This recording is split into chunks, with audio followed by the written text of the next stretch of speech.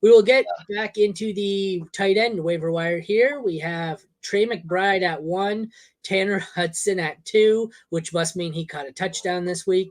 Luke Musgrave at 3, Tyler Conklin at 4, Logan Thomas and David Njoku rounded out. Let's check on Tanner Hudson here to see why. 6 for 7. Wow, that's wild. That's interesting, but that's with Higgins out. Yeah. 2 weeks in a row, he's had decent targets. I still don't know if I want to go there. This looks like his ceiling. So unless he starts catching touchdowns, I get he's a tight end, but 12 points. I don't. If you're desperate at tight end, there's worse options, but I don't know. He would be easily my least favorite of the 6 on this list. I would like to go Trey McBride. Is McBride, Thomas, Njoku, Conklin, Musgrave, Hudson. Like it's literally like McBride a tier above everyone by blocks. And then I think it's Njoku pretty easily. Njoku's good. Like we've seen it. It's clicking with Sean Watson. Like you see the targets, they're rolling through. He's at 9, 8, 6, 9 targets the last 4 games. That's what you love to see. Logan is in one of the better passing attacks as far as targets, so you want him. You go with that. Like there's decent options, but like most of these guys are not going to be available. The one guy that's going to be available is probably Musgrave.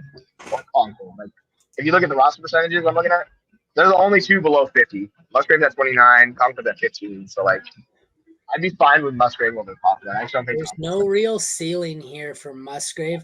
I might move Musgrave below Hudson. But the problem is it's an injury thing, and Hudson's production has been better the last 2 or 3 weeks, but it's much more likely to vanish.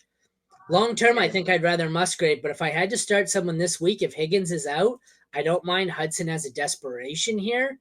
Like 6, I don't know. Yeah, no problem, Z. I think you can basically look at this as like, watch the Higgins situation. If Higgins is out, you could probably pick up Tanner for free. Like, no one's going to claim him.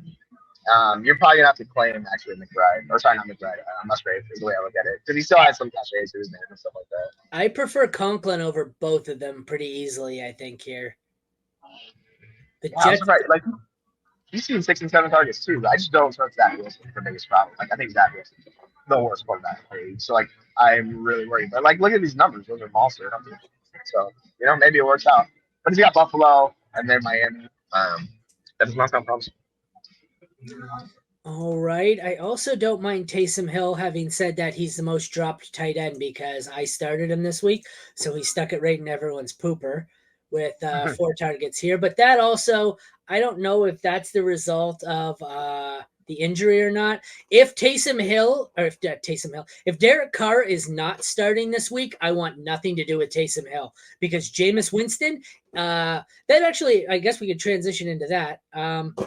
Jameis Winston, if he's playing this week, this is bad for Taysom Hill and Alvin Kamara. You need to sell Alvin Kamara before this is announced because Jameis Winston is not checking the ball down.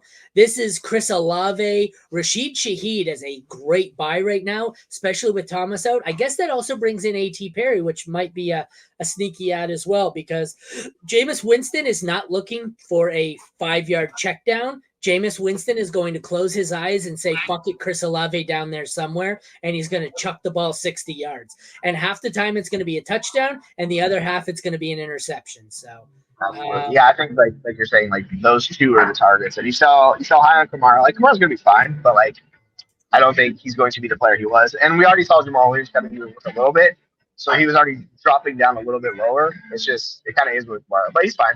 He'll give you, the weeks of him getting 14-8. I mean, I guess it's tapered off a little bit anyways, but 7 targets. I don't think if Winston's at quarterback, I don't think he sees more than 5 targets a game. Yeah, the ceiling's lower, like no doubt about it. That's just Derek Carr and how Jameis Winston play. Like they're different quarterbacks, and this is why QBs are so important with these running backs sometimes, right? Like some guys check it down, some don't. And this is a huge example of that. Where like if you can get Chris Olave like at all, because people are still down on him, go get Chris Olave because he's going to be a wide receiver 1 in Jameis Winston, like no doubt about it.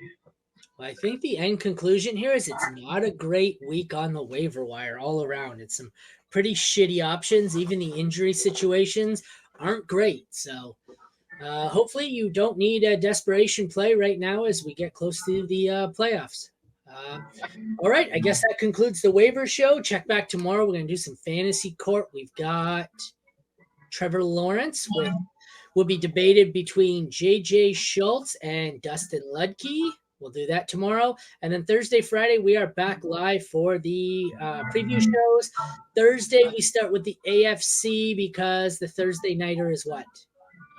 It is, let's see here. It is week I know 11. it's AFC.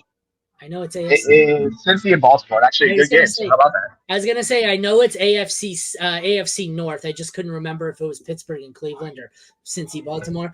And then we will be back Friday with the NFC previews. All right, everyone. Thank you for tuning in.